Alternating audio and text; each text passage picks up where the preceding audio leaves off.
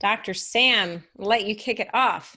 I will kick it off. Welcome, everyone. Good evening. Thanks for giving up some time to listen to this ongoing series of webinars that we want to contribute to the community to help enhance our knowledge. And also, as you may remember, if you didn't get a copy of the last one, we talked about some of the emotional issues with what's going on in the current climate of COVID-19. So we thought it was really important to talk about immunity, and there's ways that you can improve your immunity, and we're going to talk about that, dealing with nutrition and physical activity. So tonight we have two special guests. I'm a little bit biased. These are the biohacker babes, and I probably have known them, other than my wife, longer than anyone else. So I am a little bit biased. I am extremely, extremely proud of what they're doing to help the community, educating them about biohacking, nutrition, health, and wellness. You know, the story is that the teacher at some point becomes the student, and that's how it's happening now. I brought these young ladies up, my wife and I, Cindy, to live a healthy lifestyle, and they have taken it to the next stage. So I look for them for answers now whenever I have a question about health and wellness.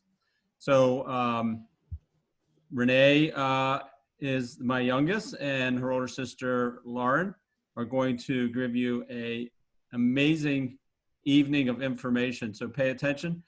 There will be a Q&A at the end. Feel free at any time, and I do this all the time when I'm on a webinar. I love to take photos with my camera of slides that are especially important that I want to remember. And I would point out, and when they get to it, they'll let you know. There's one that's listing some nutritional supplements that I think are really important, so you may want to do a snapshot. But it is being recorded, and you will automatically get a copy of that. So with no further ado, I can give you long CEs for them. They're doing some amazing things. Check out Biohacker Babes on Instagram. Also, go to biohackerbabes.com for any information. You can get their complete resume, CVs on them, all that they're doing. So stay tuned sit back, stay tuned. You're going to get a bunch of information. You can put in the chat box at any time. We'll answer those questions at the end. So with no further ado, Lauren Sambatero and Renee Bells. Thank you. Thank you for the intro. Dad. Awesome. All right. So yes, that is us. Thank you for the lovely introduction. We love you so much and appreciate that. So yep, you can definitely contact us, Instagram, Facebook, email, all that good stuff. And we'll have that for you at the end too. All right, Lauren, I'll let you kick it off. All right. Can everyone hear me okay? I'm going to just keep talking and assume, yeah. I got thumbs up. Okay, we're talking about the immune system today, right? So winter is a very stressful time of year, and I think it presents a host of challenges for our immune system for many reasons. We're spending more time indoors, we have less sunshine, we're probably eating more sugar, even the best of us, it slips through.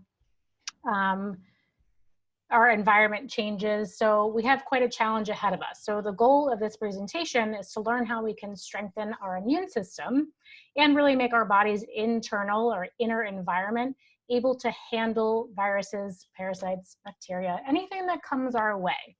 But it's really important to note that we are made of bacteria and viruses, right? They're on our skin, they're inside our body, that's part of our biome, and they're around us at all times. So pathogens really can only hijack our body when we're vulnerable. So we're talking about strengthening the immune system so we don't get to that vulnerable place, because we're always going to be surrounded by these microbes, these pathogens.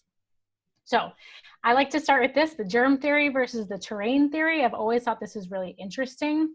So these are two theories that were proposed by scientists in the mid-1800s. So Louis Pasteur and Antoine Béchamp. I have no idea if I'm saying their names right, but they had competing theories. So Louis Pasteur proposed the germ theory.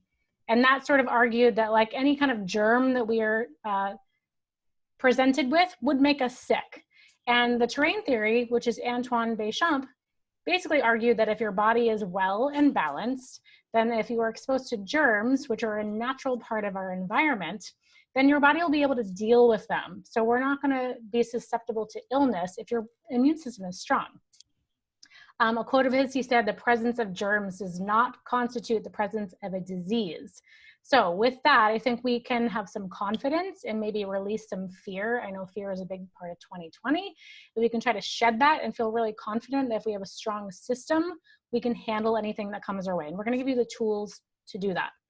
So susceptibility is really just related to the overall strength of your immune system. I'll probably say that 10 times. An interesting fact, when Louis Pasteur was on his deathbed, I'm not really sure how accurate this is, but people say that he actually confessed to saying that his theory was not correct and that it didn't stand up.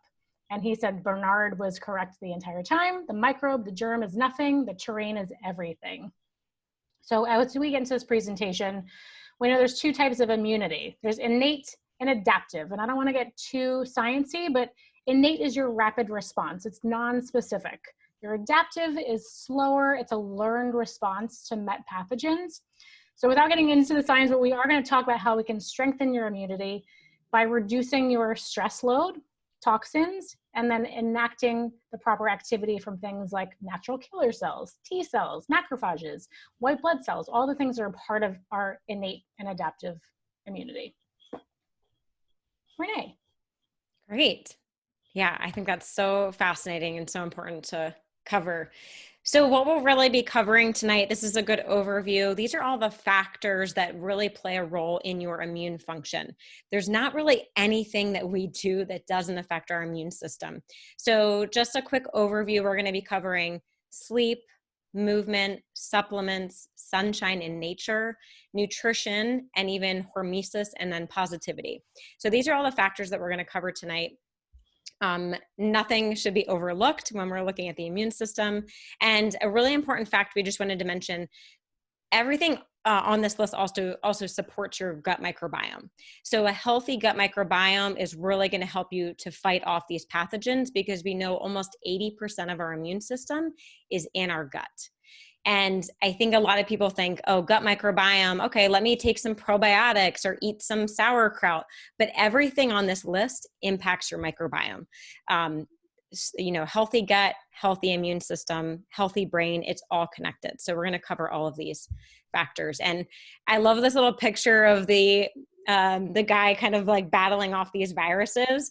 And I will say a quick shout out to my husband, who I say, we talk about him a lot on our podcast. He's not in the health industry, but he talks a lot about the immune system and how you don't want to go to war with a butter knife. He uses that analogy, right? You're not going to try and fight off a virus with this weakened immune system. So I love that analogy. We're building our army. We're ready for war when it's going to happen, which 2020 is kind of the year of that. So we're just always building our army up to be more strong and more resilient to anything. All right. I love that so much. Yeah. Okay. Sleep is number one. Sleep is always going to go at the top of our list. We talk about this a lot on the podcast. Sleep is when we do all of our healing and recovery. We go into an anabolic state. So that's when we have cell regrowth, detoxification. There's all these processes that cannot happen during our waking hours that have to happen during sleep. And so sleep hygiene, which Renee will get into, it has to be a number one priority. If you're not sleeping, nothing else is going to work correctly. So just some like basic science here. We have a downregulation of our HPA axis and our sympathetic nervous system. And we have pretty much like a reversal in hormone and serum levels from day to night. So things like a drop in cortisol, a drop in epinephrine, norepinephrine, those are our fight or flight molecules. And then we have a rise in prolactin, growth hormone, leptin, which tells your body you don't need to eat. That's why you can go 8 hours without sleeping. Melatonin, we know that's produced in the pineal gland. It responds to darkness. So turning off your lights at nighttime, making sure that you're in a dark environment so your body can go into a full night of recovery. And that involves all of your stages of sleep, our slow wave, REM, deep sleep, And what we're getting here is detoxification. We're getting all of our cell regrowth. We're getting that restoration, right? It's so important. Something interesting, I think, is that nighttime is actually pro-inflammatory, and that means we have an opportunity for our bodies to really like get to work. So there's a lot of important things happening that unless you are down and out, you can't do it. Another fact, we know that sleep deprivation actually reduces the levels of white blood cells, and that's like one of your body's main defense systems. So that's all I'm gonna say about that. You must be sleeping. Yeah, I think everyone has probably experienced getting sick, typically after maybe, you know, a stressful thing happens, they're not sleeping well, all that. Yeah, so sleep is so important. So when we're looking at sleep, I mean, Lauren and I love talking about sleep for hours and hours, and there are tons of fancy biohacks and lab tests and fun things we can look at for optimizing sleep, but we always want to cover the basics first. Sleep hygiene is so important. If you're not doing these basic things, don't jump to the fancy stuff yet, right? So really simple tips. Number one is your bedroom should be very cool, around 65 to 67 degrees. And I think for some people, they're like, oh, that's really cold. I don't know if I can do that. But I promise you can. Just get under some covers and it will do magic for your sleep. It improves time in deep sleep and REM sleep, which are really going to improve the quality of your sleep. So it's not just about quantity of sleep, it's quality. So that's a really good hack. And then if you wanted to do some, what we call like an upgraded hack for that, there's something called the Chili Pad, which just lays on your mattress and it actually keeps your bed cool so you don't overheat at night. Or something like the 8 Sleep. The 8 Sleep is actually really, really cool technology because it measures your body temperature and then the mattress will match what temperature you need to be able to go into deep sleep and then REM sleep. And the mattress even has like dual temperature regulation. So you and your partner can have different temperatures. So temperature, super, super important. Avoid technology 1 to 2 hours prior to sleep. I know for those of you on the East Coast, it's getting a little bit late. So hopefully after this, you can shut everything down. But the technology, there's a couple problems with it. One, the EMF exposure, right? We're getting this constant bombardment of radiation, which we want to minimize all day long, but especially before bed, because when we're sleeping, we're very sensitive to that radiation. But also the blue light. So blue light exposure, which is coming from your laptop, your phone, your overhead lights, everywhere, it's actually telling your brain to not release melatonin. So it's saying, hey, it's daytime, let's wake up, let's get things done, not release melatonin and go to bed. So a couple hacks for blocking blue light at night. Well, one, turn everything off. 2, you can get some glasses. I'll actually show you these. So blue light blocking glasses are great. They're such a cheap investment. I think everyone should have a pair of these. The ones I'm wearing are actually daytime because I'm on the computer all day long. I don't want blue light all through the afternoon. The sun has not set here on the West Coast yet, so that's why I haven't switched over to my nighttime ones. I would say if you don't have them yet, prioritize the nighttime ones. Really easy thing, just wear them after sunset. That helps with the blue light. As far as nutrition, so we want to try and finish eating at least 3 hours prior to sleep, because again, when we're digesting food, our body is focusing on that and that alone. So all those amazing things Lauren was talking about that happen during sleep, your body can't prioritize that if it's trying to digest food. And the other problem is when we're digesting food, our heart rate can be elevated, our body temperature can increase, all things that hinder a good night's sleep. So 3 hours prior to sleep is a really good window to make sure you're checking the box on. And then also avoid intense exercise in the evening. So if you can exercise at least 3 hours before bed, just because again, it's raising your core body temperature, it's raising your heart rate, all things that are not telling your body and your brain, let's shut down and go to bed for the night. So something else to keep in mind with sleep is we really need to prepare our bodies for sleep. It's not, and well, it is a magical thing, but it's not like we just lay in bed and say, okay, brain off, sleep now. It's not that simple, right? We want to get our body ready, cool the body down, block the lights. I mean, really a good hour before bed to mentally prepare, I think is ideal. So try incorporating that, all of those tips and see where you get with sleep. All right. Next up, nutrition. Nutrition. There's so many things we need to chat about here. Okay. So I really think focusing on what to eat and what not to eat, they're equal. We really need to focus on both. So let's cover, first of all, what to eat. JERF, Lauren and I love this, JERF. It's just eat real food. That is a great thing to remember for everyone. Just eat real food. If we all ate real food, we'd have a lot less health issues. If it were only that simple though. But so when we say real food, anything with a label, we got to ditch it. We want whole foods, and a whole food is anything that has one ingredient. That could be an apple, a piece of beef, a carrot, right? Simple things. There's one ingredient. Our body can digest and absorb those nutrients because it knows what it is.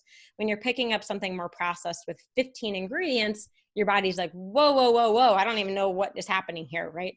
So just eat real food, okay? So if we talk about some other beneficial foods for the immune system, anti-inflammatory foods. Inflammation is at the root of almost every disease, right? We can tie almost everything back to that. So an anti-inflammatory diet is helpful.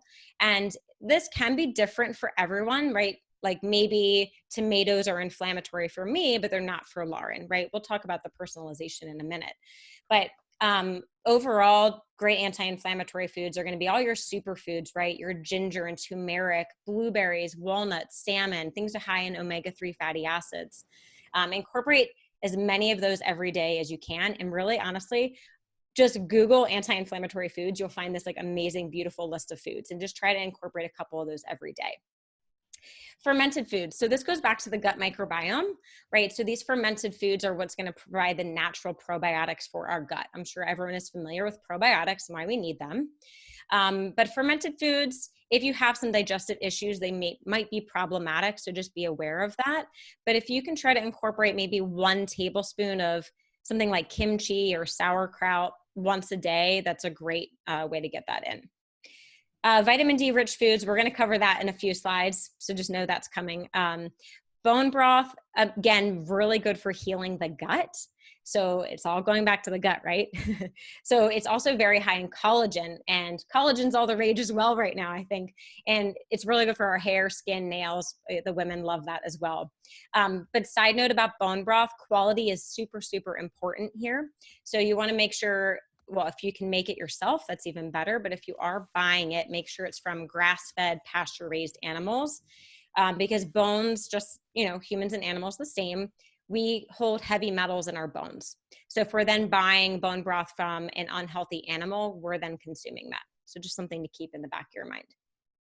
Apple cider vinegar, also great for digestion. Citrus, just squeeze a little bit of lemon or lime in some hot water. It kind of wakes up the digestive system. It helps to create a healthier pH in the body. And mom and dad are listening, in the dental field, they would be so mad if I didn't mention this. Be careful with your teeth when you're drinking these citrus drinks. A tip that I learned from the two of them is if you're going to drink that, once you're done, swish your mouth with a little bit of water, and then don't brush your teeth for at least 30 minutes, just because the acidity on your enamel. So there's a good tip there. And superfoods, like I mentioned before. All right, so lots of good things to include. What do we need to avoid?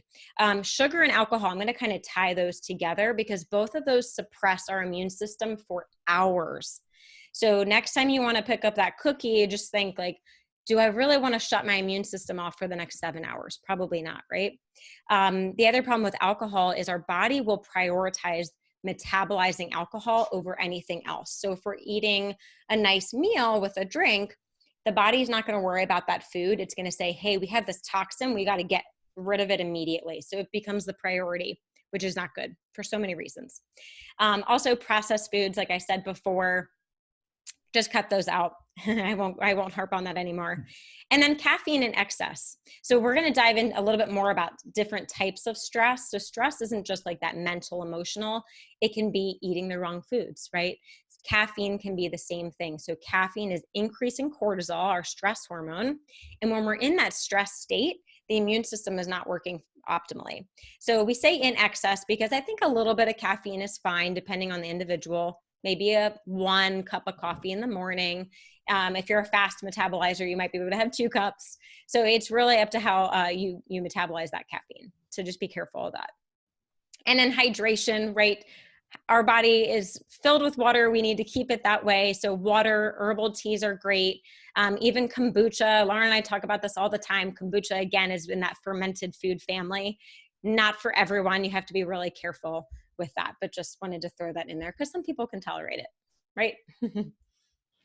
Yeah, that's me. So I cannot have kombucha. My microbiome and my blood sugar does not like kombucha. So even though it's deemed healthy, I think it's really important to look at all of these foods and make sure you're testing your own personal response to them. Because if you Google healthy foods, you'll get a very long list, but just because it's healthy doesn't mean it's healthy for you.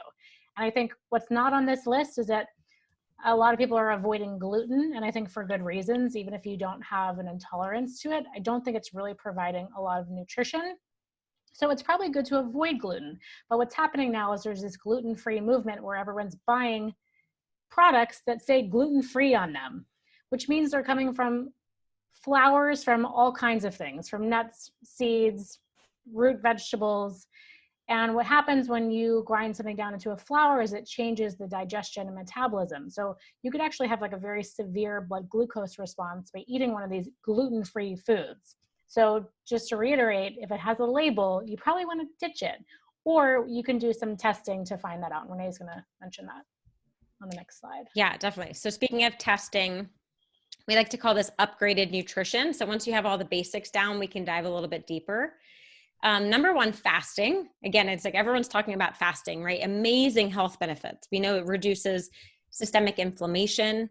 It improves the gut microbiome. There we go with the gut again. It stimulates autophagy. And if you're not familiar with autophagy, think of it as like your cells kind of like eating up the bad cells and getting rid of them. This is a really good natural process in the body. And fasting, just not eating, is a great way to stimulate that autophagy. And then it also regenerates immune cells. So great benefits there. But if we talk about the personalization of fasting, again, everyone is so different. If you are not familiar with fasting, I would say start with like a 12-hour overnight fast. Finish dinner by 7 p.m. Don't eat breakfast till 7 a.m. the next day. 12-hour fast, amazing. Once you get the hang of that, then you can work up to maybe 14 hours, 16, 18, 24 hours. You could do a full day fast. And if you really are up for it, you could do like a 3 to 5 day water fast. But once you get to that longer fast, remember that is a stressor on the body, right? It's coming back to stress. If you are not sleeping and you're running around, you're busy with work, busy with the kids, fasting is not the thing for you right now because it is an added stress. It can be a healthy stress, but just keep that in mind. Everyone is different. Blood glucose monitoring, Lauren just briefly mentioned, right? She can't tolerate kombucha because of her blood glucose. So this is such a really cool topic, blood glucose monitoring. You can do this just with a simple glucose monitor. I recommend clients just buy one off of Amazon or go to CVS or Walgreens and get one. Or if you want to get a more fancy tool, you can get a CGM, which is a continuous glucose monitor. That just goes on the back of your arm and it actually tracks your glucose 24/7. So everyone reacts to foods differently. So like Lauren, I think you said you could have a cup of pineapples, but then I had a cup of pineapple and my blood sugar skyrocketed. And we're sisters in that, and we're that different. So play around with that. If you want help with that, Lauren and I are happy to work with you one-on-one to dive deeper. But it's great because it's going to help you personalize your diet. It can actually help you determine if you have food sensitivities, which is a cause of inflammation and poor immune function. And then it also is going to help you optimize your sleep. Gosh, I feel like we could talk about that all day. The next form of testing that's really good is genetic testing, and then also looking at your blood chemistry. So we can take both of these and compare them. So genetic testing is really looking at your propensity for a disease or a health outcome, right? So if you have a certain propensity for something, it's just increasing your risk for that. It doesn't mean, it's not a death sentence for this. Like you are going to get this disease. No, just you're at a higher risk. So you just need to pay a little bit more attention to the markers that would help support that. And then we say that's versus actuality, because actuality is what's going on in your blood chemistry today. So you can do genetic testing, do that once. That's not going to change. So once you invest in that, you're good for life. And then the blood chemistry is something you want to do every once in a while and just keep an eye on things. And again, we say work with a practitioner. I think it can get a little bit tricky, but Lauren and I work with people on this all the time. So we're happy to help guide you on that if you are curious about it. Yeah, there's lots of cool companies that are coming out and making this more accessible, like Self-Decode, Inside Tracker, something as simple as 23andMe, taking your raw data. There's plenty of places you can funnel that information, like DNA Fit, Found My Fitness. but it can be really overwhelming to go through all of that. And sometimes, because the genetic variants don't mean that's actually happening, there can sometimes be contradictory information, which is why we want to cross-reference with the blood chemistry. But just something like cool that we can determine, just an example, something like saturated fat tolerance. You could have genetic variants that make you not so good at handling saturated fats. Like maybe you're not recycling your LDL cholesterol. So you could be eating really, really healthy. You could say, oh, I never eat processed foods. Why would my cholesterol be high? But maybe you're not able to recycle that. So that's something you can't tell unless you look at genetic testing. And then we look at your blood chemistry and say, is this working or not? But as Renee said, it's helpful to work with someone. Yeah. And just about the saturated fat thing, that's why in the news every other year you hear saturated fat's bad, saturated fat is good, it's bad, it's good. Because no one is talking about the genetic side of things. So actually I don't tolerate saturated fat, but a lot of people do. So again, everyone is so different. All right, Lauren, movement. My favorite. Okay, we have to be moving. We have to be exercising. I think everyone is aware of the positive effects of exercise, but during the winter, we're trying to reduce our stress load. And we know that exercise is a stressor. It really is dose dependent. So there's an inverse relationship between the amount of moderate exercise and your risk of illness. So we don't want to be exercising too little. We also don't want to be running marathons every day and doing CrossFit every day in the winter. So we're going to find a middle ground.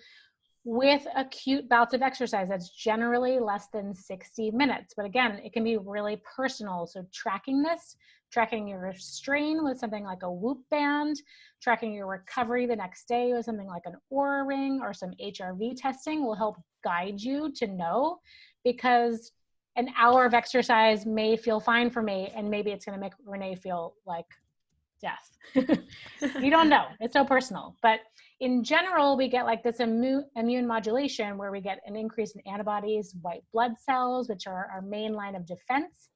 We get an increase in body temperature that's temporary, but it almost like mimics a fever. So if there's a bacteria, a pathogen, that increase in body temperature can help flush it out.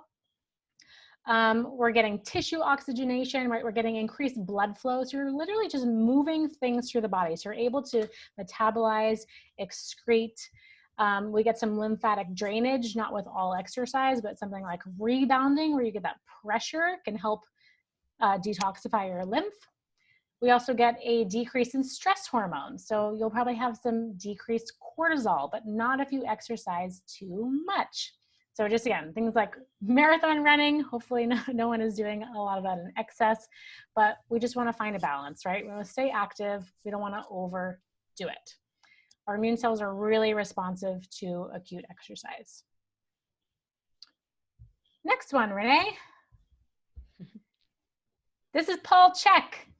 If you don't know who Paul Chek is, look him up. He's awesome.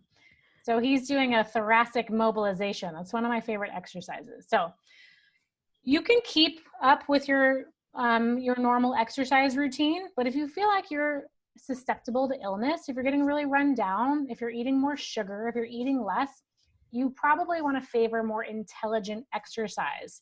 So on this list, mobility, stretching, walking, yoga, HIIT, high intensity exercise. It has a star next to it because it would be contraindicated if you are not recovered. A small bout of high interval intensity training can be really helpful to the immune system, but again, dose dependent. Rebounding for the lymph. Zone exercises. This is something that Paul Chek came up with. It's really nourishing to our energetic system. It nourishes the parasympathetic. That's our rest and digest branch of the nervous system. It's helpful in balancing the chakras. Did I already say that? Chakras. So we get just an energetic balance. So it's the difference between working out and working in. We need more working in. I want you all to start doing more working in and make that a very trendy word because it's really good for all of us. So if you want to learn more about zone exercises, Renee and I hold a Biohacker Babes 7-day challenge, and we do some zone exercises with the daily movement challenge and workouts. Can be really helpful. So if you're just feeling stressed, and sometimes it really just looks like mobility exercises. So you see in this picture, he's really just doing like a thoracic twist, really focusing on the breath. really restorative exercises that don't require a lot of energy. So if you want more information about that, we can help you out. And if you have questions about how much exercise is right for you, we can also help you with that. That's great. Yeah, I think looking at movement, it's always so fascinating when you look at, maybe what our ancestors did, or even what people are doing in the blue zones right now, which if you're not familiar with the blue zone regions, look it up. It's super cool. A large percentage of their population lives to over 100. So they're doing something right. But they do movement, right? They walk, they do mobility. I love that, Lauren. It's all like amazing stuff. I don't think many of the people in the blue zones are doing, CrossFit and running marathons. So. Yes.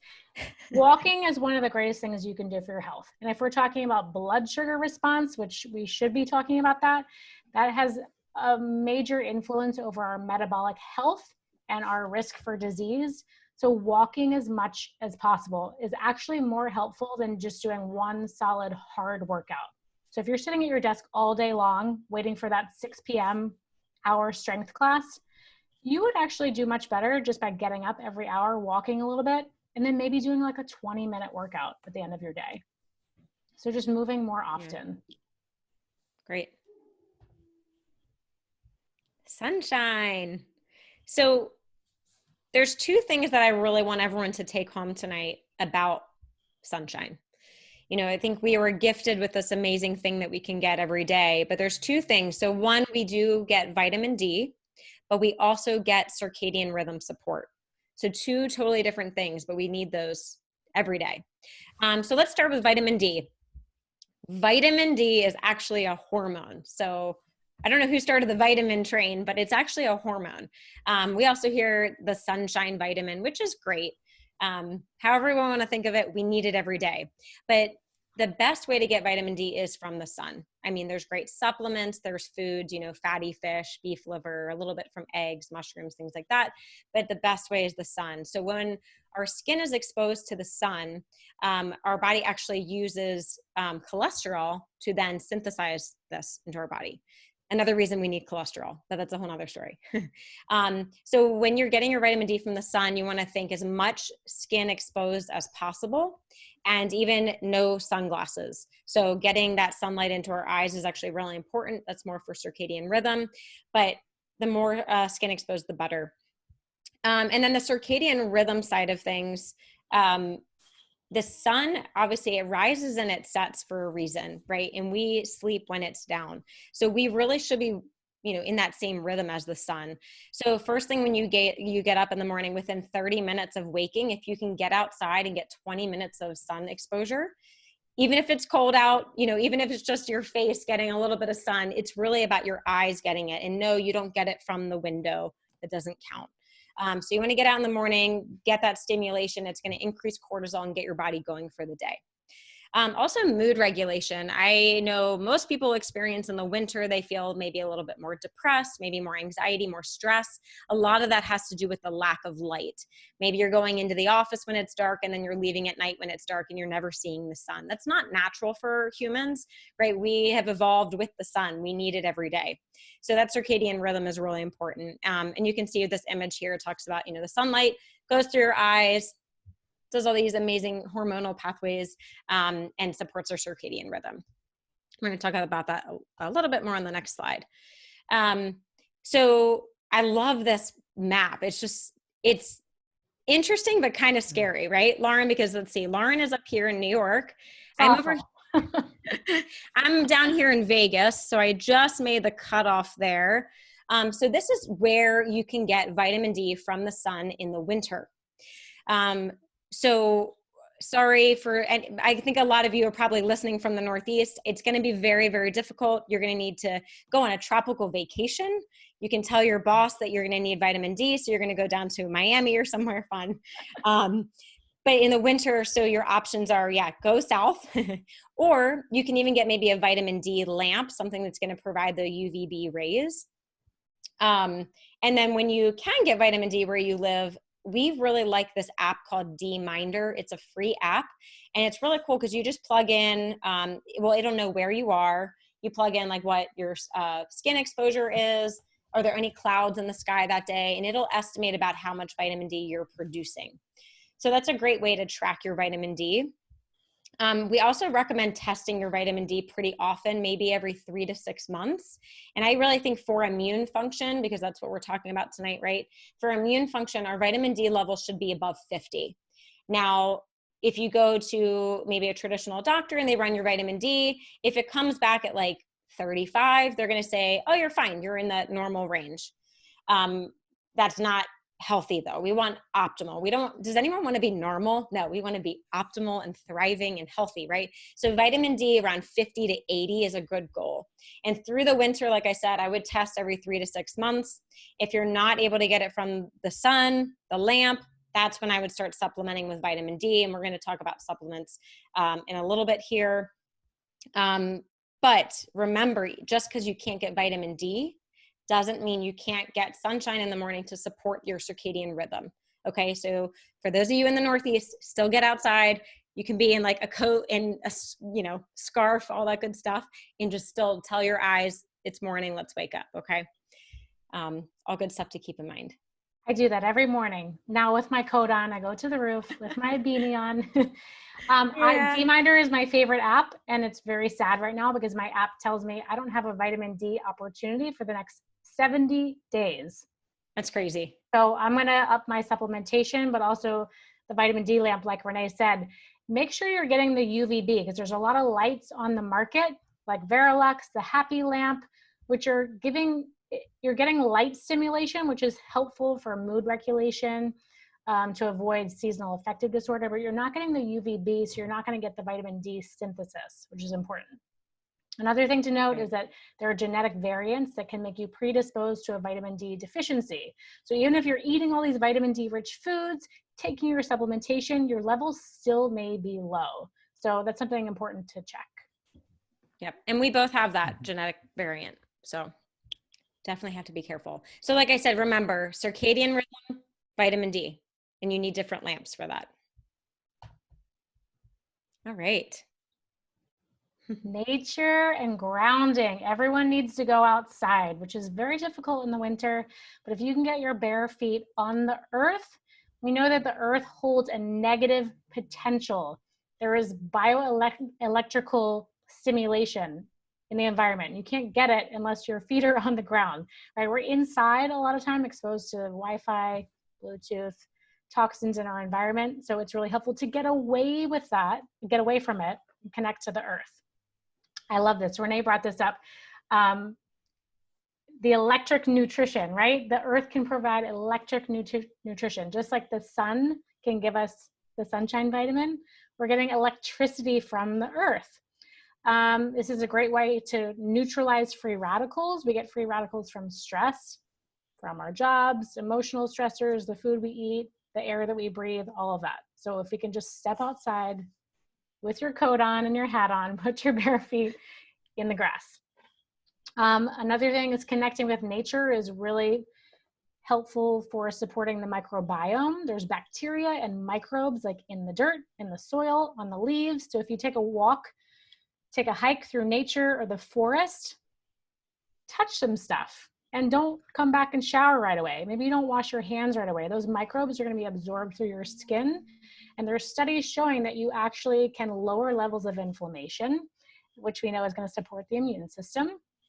It's also really great for mood regulation. You're probably going to feel really happy if you take a walk, take a little hike. What else do you need to know? You're going to get a reset into your parasympathetic, right? Less stress, less fight or flight, more rest and digest. You're going to feel calmer. You're going to feel happier. Take a walk. That's it. Yeah, who doesn't feel better walking on the beach or through the mountains? Yeah, it's not necessarily the vacation, being away from work. It's about connecting to nature. That's why you feel so good on vacation. Yeah. Yeah. Great. Okay, supplements. This is a pretty comprehensive list we put together. Like Dr. Sam said, if you want to screenshot this, if this is a little overwhelming for you, like definitely work with a practitioner and figure out what you need. This is not a list of things you should be taking every day, 365 days a year. No, some of them you want to be taking, maybe daily, weekly, rotating, and then maybe when you feel like you've been exposed to something, you can up your game a little bit and add some of these other ones in there. But just for the sake of time, I won't run through each one, but that's a good snapshot of our favorite immune boosting or immune supporting supplements. And to make it a little more simple, we put together just a few of our favorite products. These companies, very high quality. We love their supplements. Microbiome Labs, Designs for Health, and Quicksilver Scientific. I like that, like this product, Megamune, is meant to be taken on a daily basis versus maybe the Megaviron and Megacidin is if you've been exposed to something, right? So you want to be careful with how often you're taking certain things. And then we also love the liposomal formulas. They're just a great powerhouse to support your health. Don't have to worry about digesting more capsules. And then, like we talked about vitamin D so much, really important to note is if you're taking vitamin D in supplement form, you want to be adding vitamin K2 with it. It has to do with how calcium is absorbed into the body. We need D3 and K2 together to get calcium into our teeth and our bones. We don't want the calcium ending up in our arteries. So please be careful with that. And then Immune Charge, again, an immune powerhouse. It's got all your fat soluble vitamins, your A, D, E, K, and elderberry, vitamin C right in there together. So that's a great little bunch. And for any of you that are in Maryland, these are actually available at the Julian Center. You can also get them online. Great to screenshot this one. All right, Lauren, gratitude. All right, this is all about mindset. We've all heard this. If we can just shift towards positivity and gratitude, we're going to feel a lot happier, right? Sometimes it gives us a good perspective of everything that's happening around us. But there's studies showing it reduces inflammation, increases our heart rate variability, which makes us more resilient. Some studies are actually showing an increase in our T cells, which help us fight off pathogens. If you heard Dr. Edwards' webinar recently, he talked about the power of the mind, right? Our mind, our thoughts are so, so powerful. So trying to shed that negativity, the only negativity is what we get from the Earth's electrons, right? Everything else, we're going to keep it positive. And that lovely quote, gratitude is the best medicine. So maybe it is a meditation, a guided meditation that is just talking you through some positive mantras. Gratitude journaling, that's actually what the studies were based on. They looked at people that did some journaling while under supervision, and they did see changes in all of these markers, and they had an uptick in their immune function. So really powerful. Yes, my favorite, hormesis. Are you going to sing for us? No, because my voice is a little tired. I've been talking all day, but if you haven't heard the Kelly Clarkson song, she was on to something. Whatever doesn't kill you makes you stronger. So hormesis is basically a small dose of stress. Stress can be really powerful and helpful in small doses. And you can see on this chart, we have a curve where a little bit of stress, the hormetic dose, is going to upregulate our immune system. It's going to make us stronger, more resilient. But if we keep increasing that stimulus, if we have too much stress, then you have like this really great downfall, right? So you want to be in that nice little uptick in the middle. Examples of this: getting heat shock proteins, cold shock proteins through sweating in the infrared sauna, or freezing your butt off with cold therapy, whether it's in your cold shower, a cold plunge. Maybe you can find a cold swimming pool in the middle of winter. This is also very personal. So you could have a very intense stress response. So you always just want to listen to your body and make sure that you're kind of stopping right before that tipping point where you feel overburdened or overtaxed. Again, HIIT training, so high intensity interval training in small doses is also an example of a hormetic stress response. Timing and dosing, always. Just look at how much you're getting, and your body will tell you if it's too much. What we see from this, increased resilience, that's our favorite word of 2020. We all want to be resilient, right? We're going to come under attack sometimes. We're going to feel a little stressed. We're going to feel run down, but resilience is what picks us back up. We're going to get stronger from a little bit of an attack. And then that strengthens your immune system. It makes you feel happier. So I challenge all of you to try one of these. Yeah. My favorite is cold showers. That's not Renee's favorite. My least favorite. I'll be in the sauna. Yeah. And I think we have a few other examples on the next page. Yeah, just a few other biohacks that fall into that same hormesis category. Thymus gland tapping. This is a free biohack. You just want to find where your thymus gland is. Very easy. And tap. Even just 20 seconds, do some deep breathing, maybe in for 4, out for 8. And what that's doing is it's providing a little bit of vibration that's actually going to support the immune system. So simple and free. Red light therapy. Again, this is really working on the mitochondrial level. So if we have healthy mitochondria, we're going to be healthier, right? It all starts there. And red light therapy is a really great way to do that. It also provides more resilience, and it also lowers inflammation. And a really great thing is to actually take the red light and put it right over your thymus gland. So that's another good hack there. Breath work, I briefly just mentioned something like, breathe in for 4, out for 8. There's so many different breath work things. I know Dr. Eberts has mentioned a couple tools for this, Dr. Sam as well. They are great resources for that. Also, you can check out the work by, Wim Hof or Patrick McEwen or Buteyko breathing. Great resources out there. But breath work, again, is just going to help calm the nervous system down, which is where we can really heal and rejuvenate the body. And that really ties into HRV testing, which is heart rate variability. So heart rate variability, if you're not familiar with it, it's just measuring the variation between each heartbeat. We can learn so much from this number. And you can actually do biofeedback. That's a training tool that would actually improve your HRV. But everything we've talked about tonight is going to actually help your HRV, right? Good nutrition, good sleep, the right exercise, all of that ties back into that. And Lauren and I actually did a full podcast all about HRV. So if you want to dive down that rabbit hole, definitely check out our podcast on that. And then finally, social connection and laughter. I know this has been really hard in 2020, but however you can connect to others, right? I mean, Zoom, right? We're just seeing each other on here. This is better than scrolling through Instagram and just seeing pictures and liking them. That's not social connection, right? So picking up the phone, maybe going for a walk outside where you can walk with a neighbor or friend. The social bond is so important. And then laughter. I love the story about Norman Cousins, how he says that laughter is what cured him of his chronic illness. Laughter and vitamin C, I believe, are the two. But he would just put on funny movies all day long and just make himself laugh. And he says that healed himself.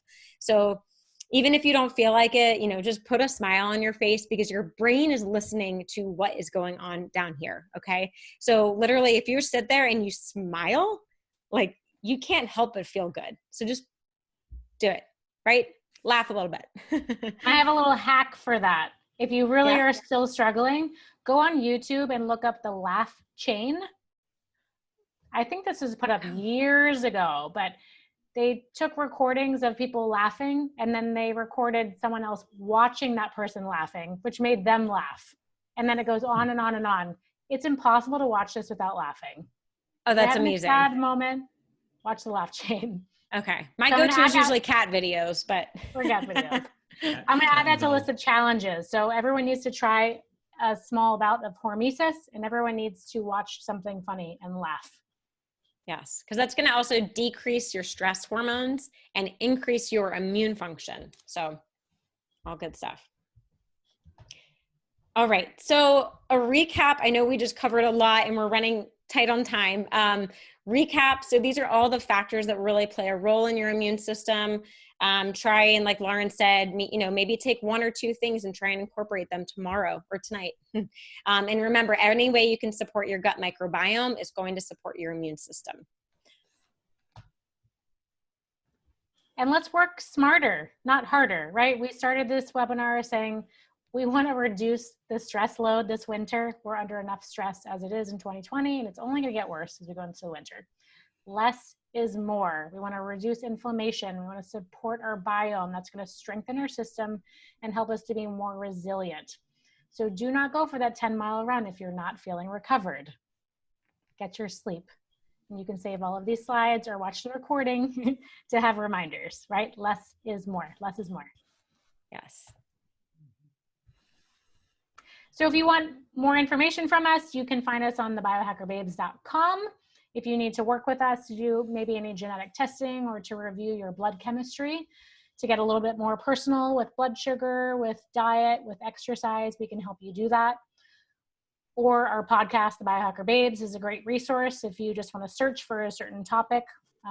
We've covered a lot of the basics, so go in there and search for what you're looking for. And this is just maybe a good time to do a screenshot. So these are some of the resources that we mentioned, some of the lab testing, some of the supplements, some of the products. So if you were like, what in the world did they say?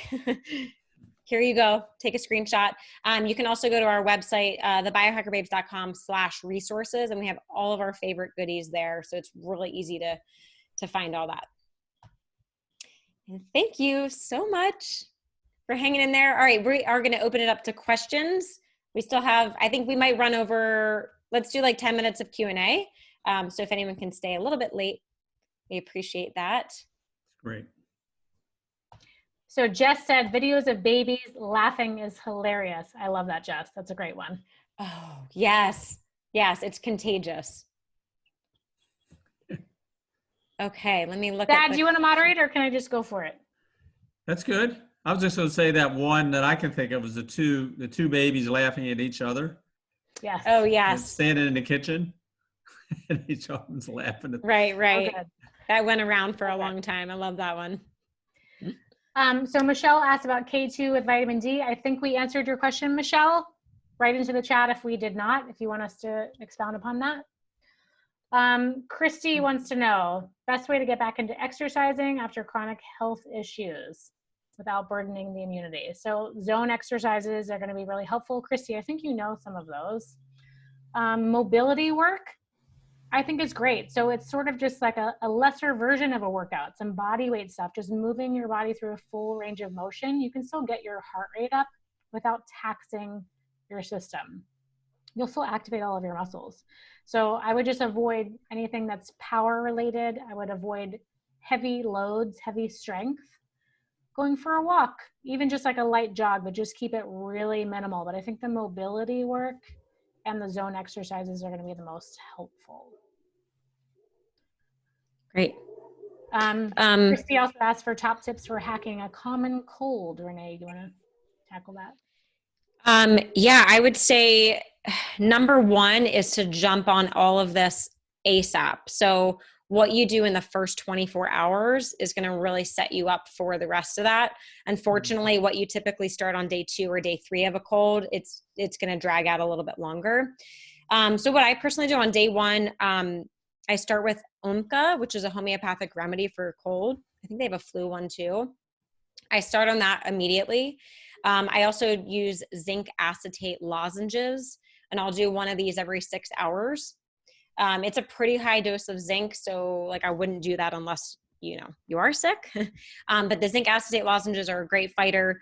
I also do vitamin C, pretty high dose. I'll do about 1,000 milligrams every couple hours. So the cool thing about vitamin C actually is when you are sick, your body needs a lot more and will use it. So when you can take vitamin C up until bowel tolerance, which is where you're maybe running to the bathroom, that's when you had too much vitamin C. So on a healthy day, maybe 1,000 milligrams of vitamin C would be bowel tolerance for you. But you'll find when you're sick, like with a cold or flu or whatever, you might be able to tolerate 5, 6, 7, 8 grams of vitamin C. We can tolerate a lot more because our body needs a lot more. Sleep, like we've said, sleep, getting all the right foods, fasting if you can, just to let your body really rest and heal. Renee, I'll add in about sleep. Yeah. An interesting statistic is that if you have one bad night's sleep, your lymphocytes, your white blood cells, can reduce by 40%. Wow. So you wonder why it's so easy to get sick after not sleeping. Yeah. And actually, an interesting study I saw, they had 2 groups one that they sleep deprived, one that got 8 hours of sleep, and then they put them all on a plane the next day. And we know when you're traveling, you're exposed to all kinds of stuff. Guess who was more likely to get sick?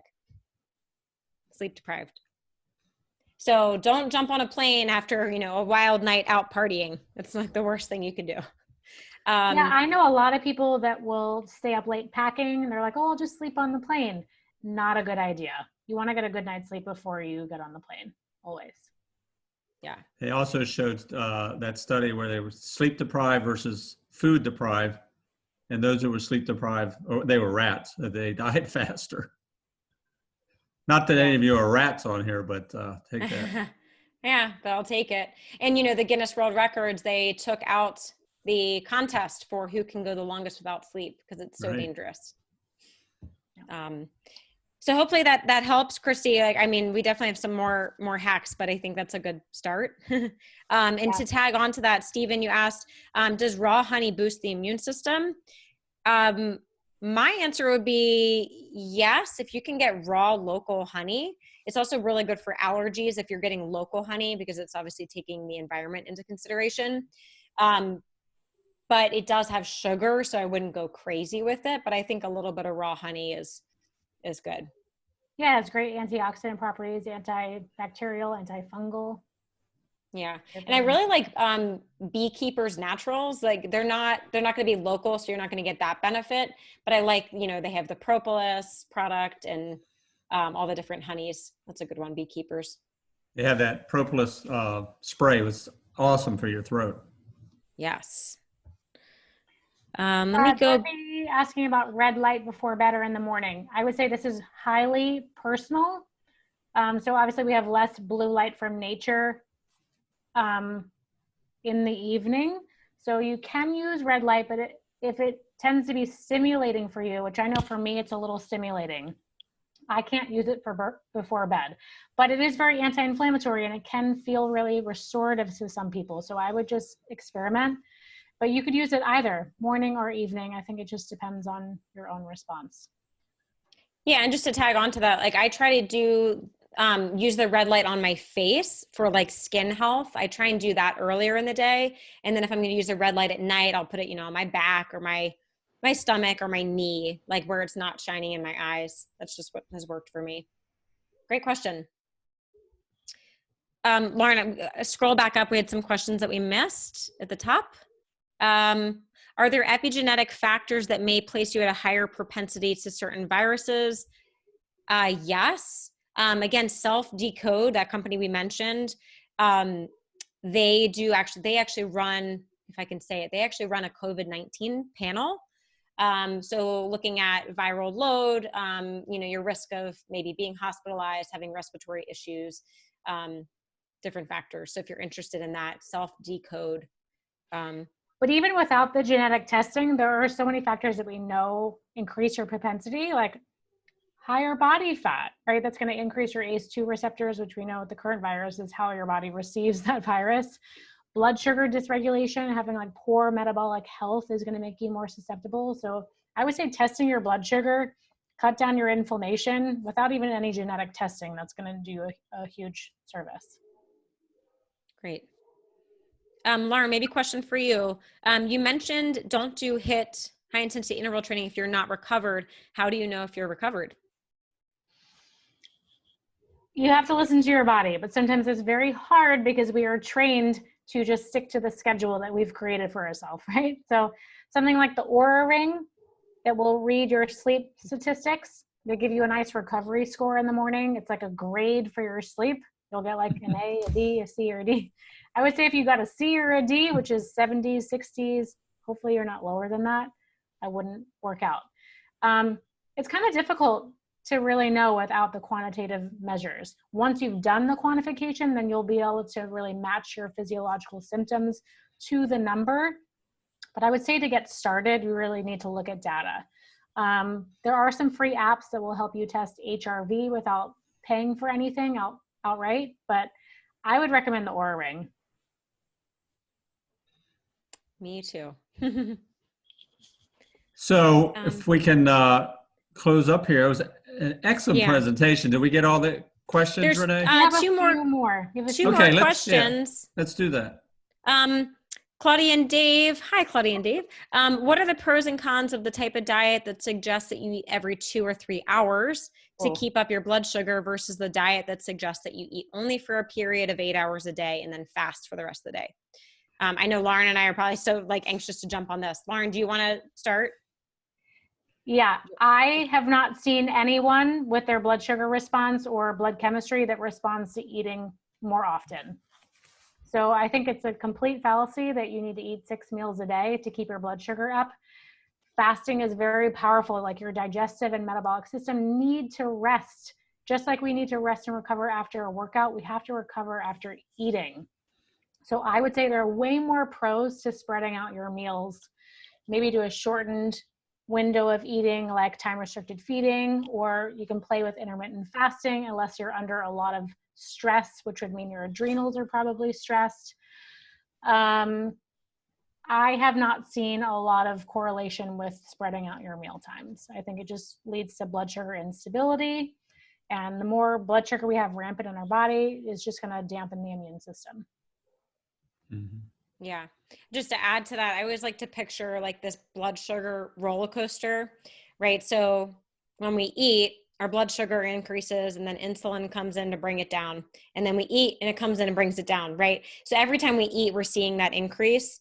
So the argument to do 6 meals a day is, let's keep our blood sugar steady. But if we are really keeping it steady, we might just be keeping it up here all day, which is also not good, because when our blood sugar is elevated, a lot of the healing processes can't happen in the body. And I agree with everything Lauren said. I think if there's anything else. I would say if you're not able to go long periods between meals, I would say number one, look at the macronutrient ratio of your meal. Are you getting enough protein, fat, slow digesting carbs, right? Maybe the ratios are off that aren't allowing you to go longer. Or two, like Lauren said, adrenal issues. That is one case where if you do truly have some kind of adrenal health concern, you might temporarily want to not fast as long till you're healthy enough to be able to handle that. But really, if we're optimally healthy, we should be able to fast pretty long periods. I would just add to that it's not that difficult. If you eat your last meal at 7 and you wake up at 6 or 7 in the morning, you're right there, you already have 12 hours. So think about that. It sounds like I can't eat for that long, but really, you eat your last meal and then you go to bed, whether it's 9, 10, 11 o'clock, and sleep for 7 hours, you've got 12 hours right there. I think more important is having a consistent feeding window. I mean, you can change up your intermittent fasting, but if you're gonna, obviously we naturally fast overnight. That's why we eat breakfast to break the fast. You want to have that set point in the morning where your body's expecting you to break the fast. I mean, you can have some hormetic doses of intermittent fasting throughout the week, but in general, if you can stay consistent, your body does actually appreciate consistency. Great. And yes, Mom Great. said, Dr. Spoke said eating 3 square meals a day was the worst advice we ever got. Agreed. One more question and then we'll close it out. Yeah, okay. If you're sensitive to sunlight, such as skin irritation or that skin gets inflamed, even with sunscreen, what other alternative could there be? Oh gosh, I have so many more questions. I guess, and Anna, if you want to type in the chat, do you have any idea what's causing that? Is it truly just the sun? Is there a genetic factor? Maybe while she's typing, diet has a lot to do with this. So if you're not getting, adequate leafy green vegetables, if you're not getting adequate fats, your skin can actually respond to the sun negatively if your diet is not optimal. So I would look at that. And I would maybe try even astaxanthin. Astaxanthin is a good natural protector, and green tea. I wonder, because those help with the inflammation in the skin.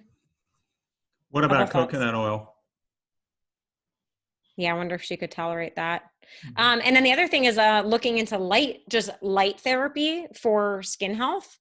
Red light's really good. Blue light coming from a specific device, not necessarily your computer, can actually be really helpful for skin too. Green light for skin. And green light. Well, blue light's more for antimicrobial. Yeah. So 1 hour of light exposure, she gets inflamed. Yeah, Anna, maybe you want to contact us separately and we can look at nutritional opportunities. There may be something in there that's not supporting your relationship to the sun. Yeah. Okay. Okay. What a great Great presentation. I know everyone got some great information. I'm seeing the chat. And you know what, I want to close it with saying, and those who know me, I'm big into biohacking and buying all the toys, right? Did you see how many things they talked about tonight that don't cost you a dime? It's free. Sunshine is free. Sleep is free. Yeah, you might spend a little money on supplements, but most of the stuff here is free. So take advantage of it. Thank you, girls. I can't call you girls. I can call them girls because they're my girls. These are the awesome women, aren't they? So Thank you so much. Thank you, everyone. Hey, thank you. This is great. Good night, everyone. Thank you. Night. Thanks for hosting, Dr. Sam. Good.